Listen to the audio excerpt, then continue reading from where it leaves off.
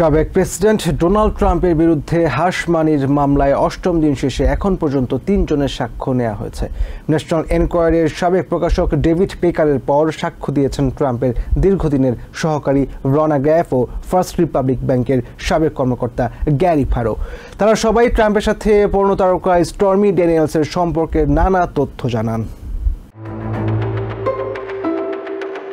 হাসমানির মামলায় হাজিরা দিতে ২ সপ্তাহ ধরে নিউ ইয়র্কে ডোনাল্ড ট্রাম্প।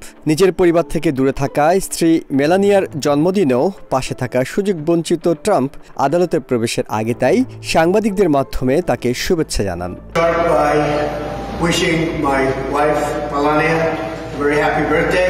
আদালত কক্ষের ভিতরে তাপমাত্রা কম থাকার বিষয়ে দ্বিতীয়বারের মতো অভিযোগ জানান ট্রাম্প।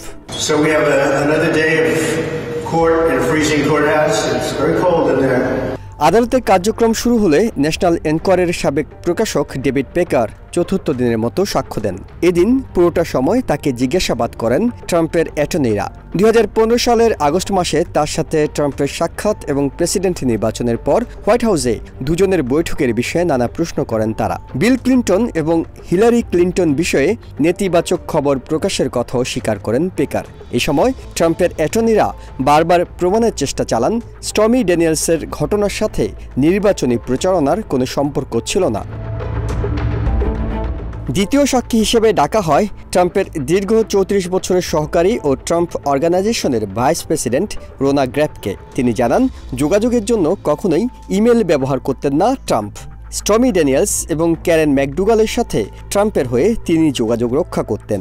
স্টর্মি ড্যানিয়েলসকে নির্বাচনের আগে ট্রাম্প টাওয়ারে দেখেছেন বলেও জানান গ্র্যাফ। তৃতীয় সাক্ষী ফ্ল্যাগস্টার ব্যাংকের ক্লায়েন্ট অ্যাডভাইজর ও সাবেক ফার্স্ট রিপাবলিক ব্যাংকের সিনিয়র ব্যবস্থাপনা পরিচালক গ্যারি ফারো জানান তার ব্যাংকের মাধ্যমেই স্টর্মি ড্যানিয়েলসকে $130,000 দিয়েছিলেন ট্রাম্পের অ্যাটর্নি মাইকেল কোহেন। আগামী মঙ্গলবার পর্যন্ত আদালত মুলতবি ঘোষণা করা হয়েছে।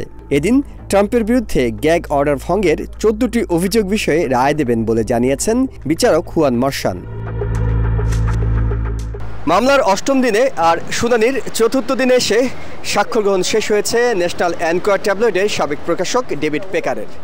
তাকে প্রসিকিউটর এবং ট্রাম্পের অ্যাটর্নি দুপক্ষই জিজ্ঞাসাবাদ করেছে।